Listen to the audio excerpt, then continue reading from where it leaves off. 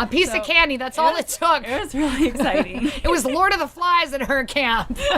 You bribed them with just a little piece of candy. Hey there, Julie Cole here, co-founder of Mabel's Labels. We're here today to talk about summer camp, and I've got Nicole with me. Nicole, why don't you introduce yourself? So my name's Nicole. I'm on the fundraising team at Mabel's Labels, and I was a camper and a counselor at a summer camp for over 10 years. So that's what we're talking about. Me from a parent perspective, because I have 6 kids, and I'm a big fan of sleepaway camp because they go bye-bye overnight nights. And it's a nice little break for me, but also it's a great benefit to them. So I want to talk about how the benefits from my perspective as a parent, and Nicole can share her perspective as somebody who's been on the other end of it as a camper and also as a counselor. Before we dig in, we want to make sure you subscribe. Be sure to click the bell because you don't want to miss anything that we've got in this fabulous parenting community. So click now, subscribe.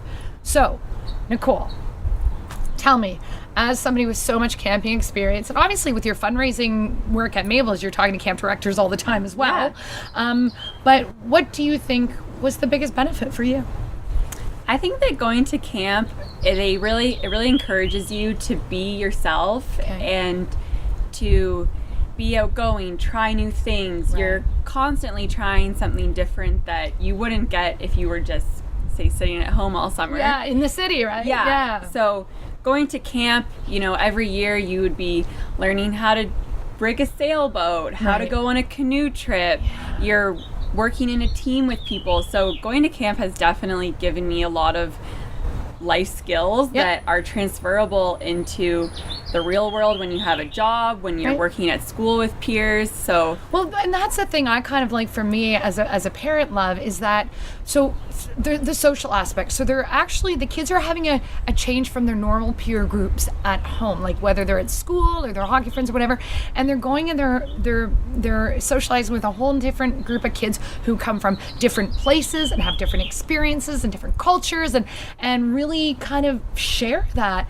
And I just feel like for them, I always find they come back with more confidence because they've had to kind of put themselves out there and they've had to go through that experiment of, I don't just know everyone. Like I have to, and they bond. So the social experience is huge. Yeah, like I went to camp my first year with one of my best friends from elementary school, but she only went for a year or two with me. And then from that point forward, I was constantly getting new girls in my cabins, and you start to develop these like very strong friend groups where you go back together every summer, or there's someone who's in your cabin who's from Thailand or France or from other parts of the country, and camp can be a whole new experience for them, and you're always just so excited to show them how amazing camp is going to be. For sure. And today, like, most of my best friends are all from camp, and we all lived in different cities, but once you see each other again, it's like the bonding, right? Yeah, the bonding. Yeah. And I also like the experience. I actually have a good friend, and she's got an only child, and her only child always went to summer camp. So I mean, I can say my kids, like from a lifestyle perspective, it's probably not that different because they all share rooms and things like that. But my friend who's got a singleton, she said she loved her kid going to summer camp because she said, my kid has her own bedroom. My kid doesn't have to there's not a whole lot of demands like lifestyle wise with other children. And she said it's awesome for her to go there and have to share a cabin and try and keep it clean together and do those sorts of things. She felt she was really getting those experiences of learning how to mediate a disagreement, or if somebody wants something in the cabin this way and somebody else doesn't, well, how do we manage that? And she was able to take those skills. She's a grown up now, and she was able to take those skills, and they were amazing skills for her to bring into the workforce. When say you have a work friend that is a little difficult to manage, or a manager that's difficult, you've had some experience with that, right? Yeah. Even from when I went to university and you're living in residence or you're living with roommates, for me, I was used to going to camp and you are cohabitating with people that might not have the same cleanliness level as you, but every morning at our camp, we would have cabin cleanup. So you would spin the cabin cleanup wheel, you would figure out what chore you have for that day, and then you work together because you want a high rating on your cabin cleanup. Right. Did you get prizes? If Yeah. it was good? Right, so it's very motivating. The cabin at the end of the session with the highest cabin cleanup score would usually get like a piece of tuck candy. A piece of candy, that's all it took. It was really exciting. It was Lord of the Flies at her camp. You bribe them with just a little piece of candy. Oh, when you're at camp, when you're little, that's really exciting. Totally. And for me, so parents obviously will choose a camp that suits them and suits their child or whatever. So for me, I'm very much a believer in the experience I want for my kids is to have a very traditional camp. I literally want them, going in outhouses to do their poo-poos, and I want them like not having electricity, and I want them, and I spend a lot of good money to make sure my kids live like they have none. Yeah. I can tell you. But to me, that experience is so important because, they're away from their tech. They're away from the normal creature comforts of home that they're used to. And honestly, it's good for them. It's character building, and they love it. Yeah. I remember growing up, I would give my mom my phone before I'd get on the bus to go to camp, and I wouldn't miss it while I was away. You would wait for letters from your friends from home, but you're just soaking up every moment of camp and actually experiencing pure joy and fun that's real, and you're playing games and you're doing activities outside, and it's just so different from, especially now that so many young kids have technology. So much tech, I think it's really important to disconnect. Yeah, have that detox. Yeah, and you'll go on a canoe trip sometimes where you're in the middle of a park there's no cell service. Right. You don't see anybody else for days, but I think that those are really important moments. Yeah.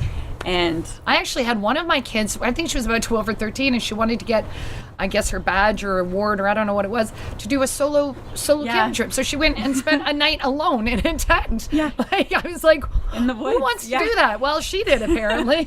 And you don't even know what time it is.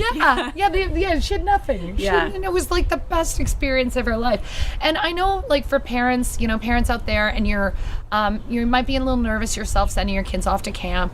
Try to remind yourself of the benefits.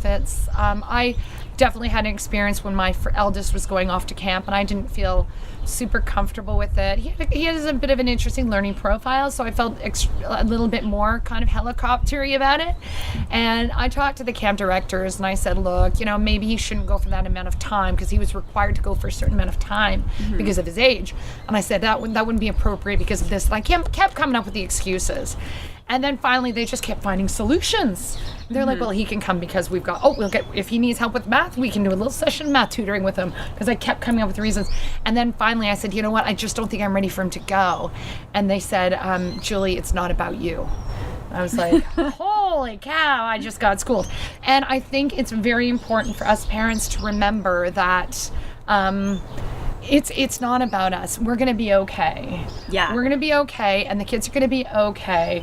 And the experience you're giving them and the benefit of that it trumps you being a little homesick for your kiddos. Yeah. Oh, I remember on the drop-off day when the parents are saying goodbye to their kids, and they're way more upset than the kid is about leaving their parent. And I don't want to say they forget about you, but they once they are meeting all these new people and they're in this new surrounding, they're so excited that the last thing they're thinking about is I need to go home right now.